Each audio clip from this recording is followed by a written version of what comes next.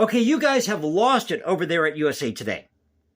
You've just lost it. I mean, you want to talk about more woke madness. So this is an article. You've got to really search for this. It's buried at USA Today. NFL Coaches Diversity Report 2023. Pittsburgh Steelers staff still leads league. Story by Tom Shad and Jim Sargent. Again, people who can't write their own stories here, you have to have 2 or 3 people writing this.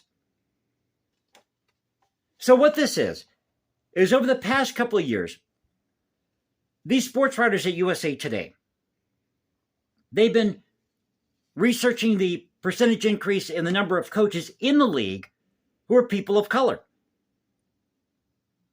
Does that include anybody who's Palestinian American? I mean, are we being told that we need to free Palestine, free Gaza? Everybody's waving their Palestinian flag now. If you're Jewish, I know it's going to ruffle quite a few feathers, but if you're Jewish, can you apply for this position? What if you're Egyptian American? What if I paint myself in all the colors of the rainbow and claim that I'm trans black? Can I go into an NFL office somewhere and ask for this position? Just give it to me. I deserve it. Just give me this position because I deserve it, because I'm trans black. I'm wearing every color of the rainbow. I'm all inclusive.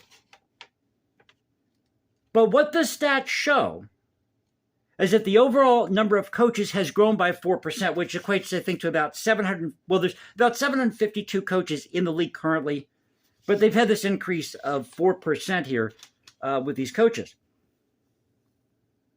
Again, looking at these year-by-year changes, and it runs the gamut.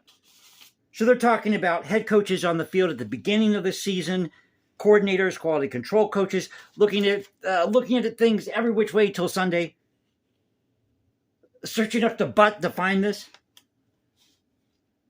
Now, this goes back to something called the Rooney Rule, for those of you who remember this, back in 2003. And according to this NFL rule, it requires that these teams interview at least one person of color for these head coaching positions. I mean, it doesn't necessarily have to be head coach of the team, but it does require that they interview at least one person of color for these different coaching positions within the team. They say here, non-white representation at head coach level, coordinating positions, and overall percentage of a team's coaching staff was also considered here.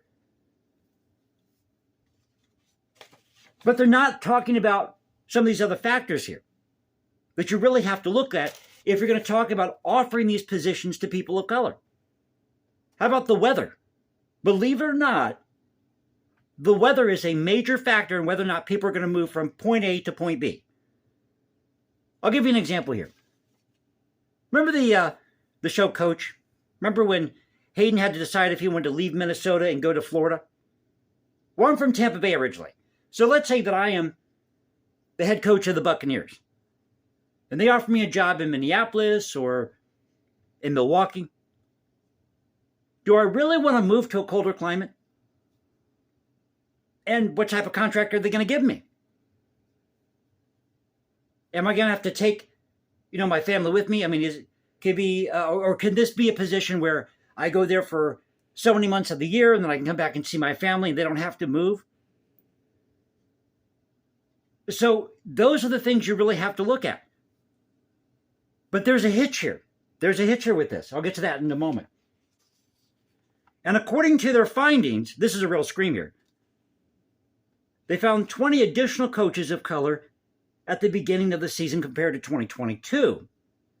So they say that this is about a 1% increase, or 44.3%, which initially adds 30 coaching positions to the league. And to research all this, they were looking at the race, ethnicity of these certain coaches by using public records, news articles. They interviewed agents, team employees, et cetera, et cetera. And they worked with something called the Institute for Diversity and Ethics in Sports, also known as TIDES, which I love how they give each other, or they give themselves these long-ass names and these cute acronyms to research this stuff. But here's the hiccup. The hiccup is that the league, the NFL, puts more of an emphasis on having experience with offense compared to defense. And they're also talking about bringing women into the league for these lower assistant positions like assistant coach. Well, why not hire a woman as a head coach? Coach on the field. I mean, if you're going to be truly diverse, hire as many people as you can across the gamut. What the Rooney Rule should have said back in 2003 is you have to consider every candidate possible who's qualified for the position. Whether they're white, black, Asian, Hispanic, it doesn't matter. Anybody who's qualified for this position, you've got to interview. That's what that rule should have said. But the hiccup is that the league focuses more on having this experience with offense compared to defense. So if your only experience is as a defensive coach and you have no offense experience, then that's not going to give you a path to filling these positions as a head coach for these teams. But the takeaway here is that the NFL is not diverse enough. I mean, how diverse do you have to be? Who determines that? What percentage is that? Is it 30%? Is it 40%? Is it 50%? Maybe it should be 100% across the board. 100% across the board, it has to be all black. Well, if you do that, then you're excluding Asians, you're excluding people who are Hispanic, people who are Palestinian American, Egyptian American, Armenian American, Chinese American. You're excluding, well, they're Asian, but you're excluding everybody across the board.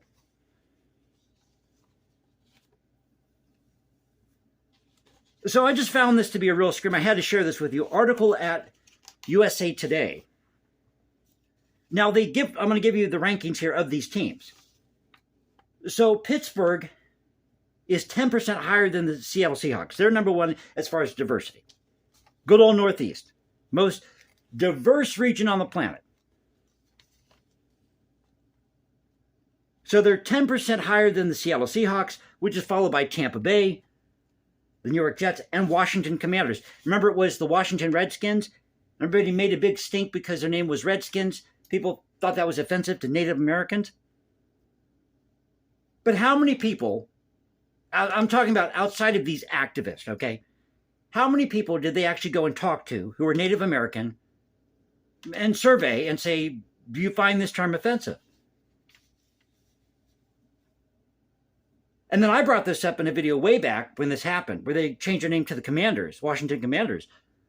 I said, well, you might have to go back to the drawing board because the word commander might conjure up these images of authoritarianism, masculinity, dominance.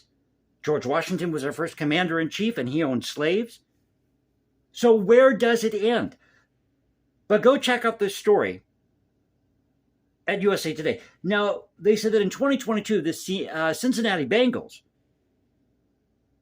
were at the bottom of the list, with only 25% of, I believe, all of their players and staff being people of color.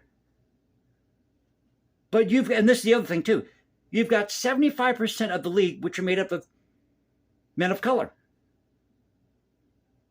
But they say there's a gap there between the amount of minority players and coaches who are minorities. But how diverse do we have to be here? Who determines that? Where does it stop? Where does it end? So I thought I'd share this with you, and I'm sure you're going to hear about this in the coming days. I'm pretty sure you will. So I hope you enjoyed the video. If you did, you know what to do. You can also follow me at Instagram, #JasonComposes, because I write music in my spare time. Or you can find me at X, Culture Confederacy, at CultureConfed1 on X. This is the Culture Confederacy saying peace out, stay safe, everybody. God bless this thing called the United States. And you know how we do it here. This is where the past crashes with the present. I'll catch you next time. And you all have a great Thursday night.